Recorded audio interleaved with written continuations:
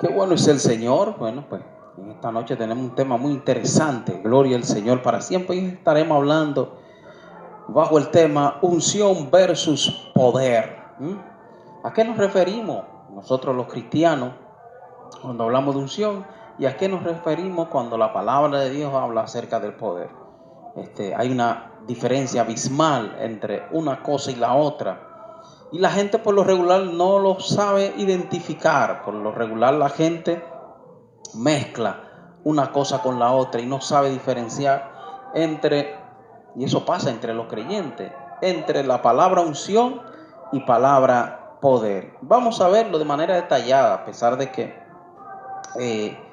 solo tenemos 3 citas bíblicas para poder compartir esta gloriosa enseñanza. Vámonos al libro de Éxodo, capítulo 30, versículo 22 en adelante.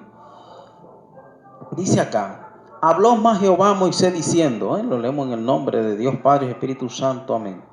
Tomará especias finas de mirra, excelente 500 ciclos, y de canela aromática. La mitad de esto es 250 de cálamo aromático, 250 de casia, 500 según el ciclo del santuario, y de aceite de olivas un hin. Y hará de ello el aceite de la santa unción,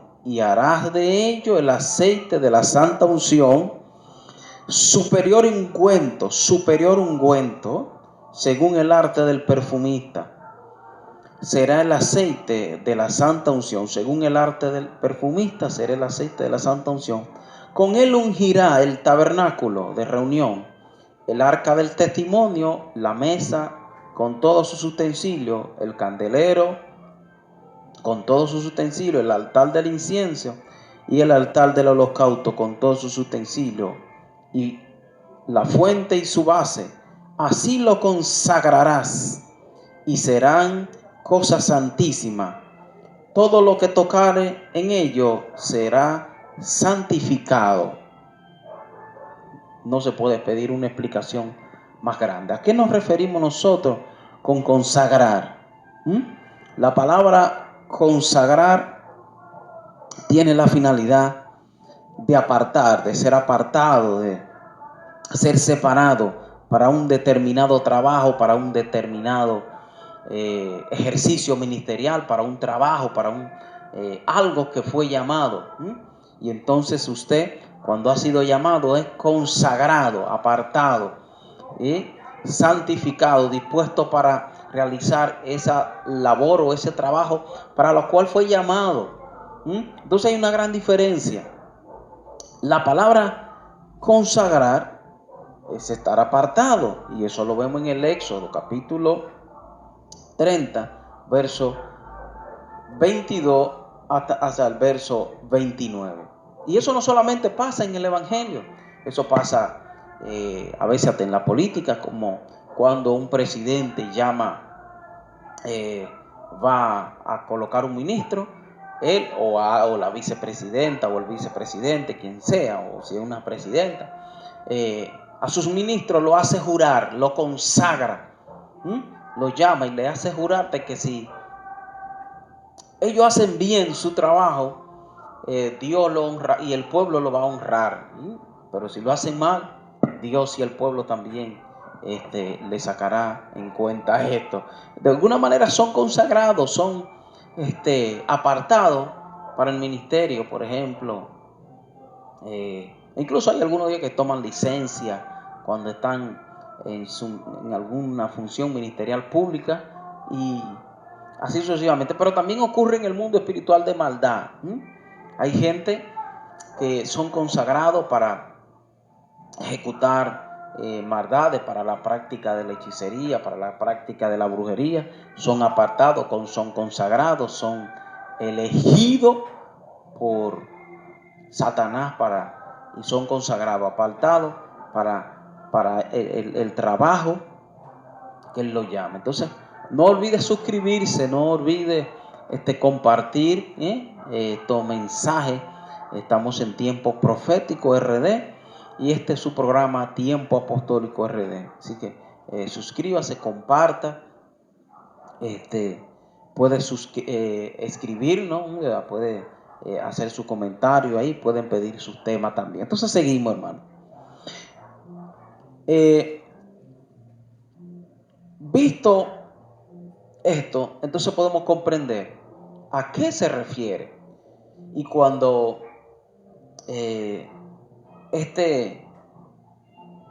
ungüento era vaciado, este aceite sobre el altar, un determinado objeto, porque también no significa que somos nosotros los seres humanos consagrados, también los instrumentos, los objetos, hay en el mundo espiritual, por ejemplo, las iglesias son consagradas para Dios, los equipos de la iglesia son equipos que deben ser santificados, que son santos, que son instrumentos consagrados, pero así también hay gente que son y tienen sus casas que se la han dedicado a lo maligno, al mal se la han dedicado, porque dedicación es consagración apartada, que usted la tiene esto para un fin, para una finalidad, para un ejercicio ministerial, cualquiera que sea.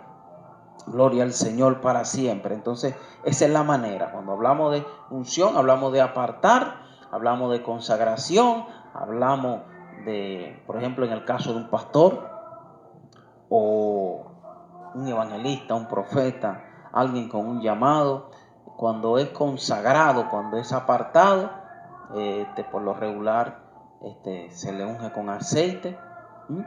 El Espíritu Santo de Dios, en el libro de los Hechos nos habla de Bernabé y Pablo, que dijo: apartadme a Bernabé y a Pablo para la obra, lo cual le he asignado, para la obra a la cual lo he llamado.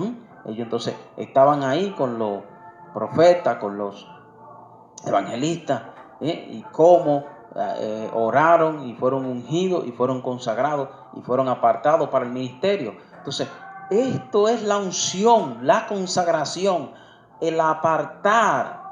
Y mucha gente dice: wow, este evangelista, qué tremenda unción. Bien, pero lo que se puede poner de manifiesto no es la tremenda unción. Él ha sido consagrado, él ha sido apartado, ha sido dedicado para el ministerio, y entonces lo que se puede manifestar en él es otra cosa que no es la unción. La unción es la consagración, el hecho de ser alguien apartado para un determinado trabajo, para un trabajo determinado, así como Pablo, así como los apóstoles fueron elegidos por el Señor y fueron consagrados y fueron apartados. Así somos también nosotros que trabajamos en la grey de Dios, somos consagrados, somos llamados al ministerio. Entonces, para hablar acerca de del poder, recuerda el tema, unción versus poder. Cuando hablamos de poder, entonces, ¿a qué nos queremos referir? Vamos a ver algunas citas bíblicas que nos hablan un poco acerca de esto. En el libro de Lucas, capítulo 4,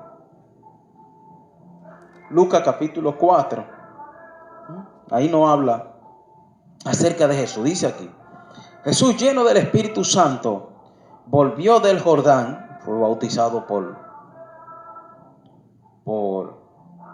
Juan el Bautista en el río Jordán. Jesús había sido apartado por el Padre, había sido consagrado, había sido elegido por el Padre para el trabajo el cual había sido determinado, para el ministerio público.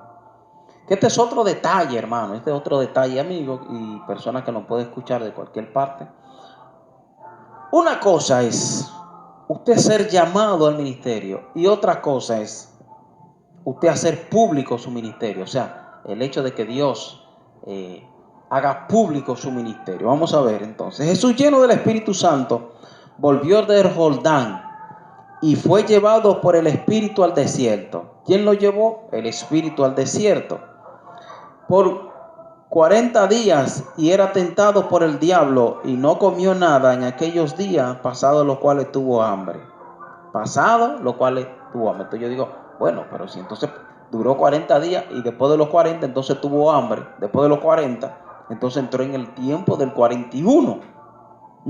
Entonces, aquí se nos hace un poco más claro para poder entender. Entonces el diablo viene y lo tienta, pasa las tentaciones, pasa el proceso que tenía que pasar, gloria al Señor para siempre. Y en el verso 14 del mismo capítulo 4 dice, y Jesús volvió en el poder del Espíritu Santo a Galilea, y se difundió su fama por toda la tierra de alrededor, y enseñaba en la sinagoga de ellos, y era glorificado por todos.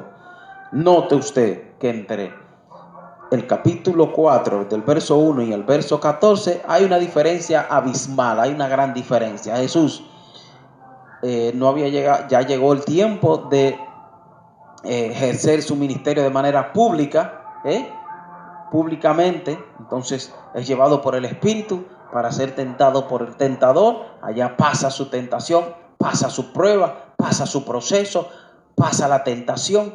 Mire, nadie es llamado a ejercer el ministerio de manera pública sin antes haberle pasado a Dios el examen, sin antes haber pasado el proceso, sin antes haber sufrido las tentaciones, sin antes haber sido llamado. Y luego del llamado viene una etapa de proceso, una etapa de batalla espiritualmente, gloria al Señor, tal como la tuvo Jesús.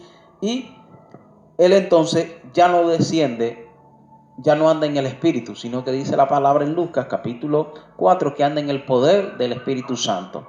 ¿Para ser testigo de qué? Para ser testigo del poder. Entonces, para ser testigo del ministerio, para ser testigo de su llamado, gloria al Señor para siempre. Entonces, el poder tiene una finalidad: hacer de usted un testigo de que usted ha sido llamado.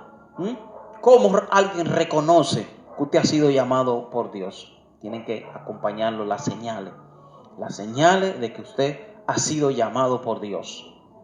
Juan no hizo señales, milagros, pero ya estaban las señales de Juan.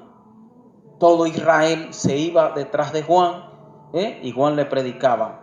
¿Quién les enseñó a huir de la ira venidera? Y la gente le seguía. ¿Por qué?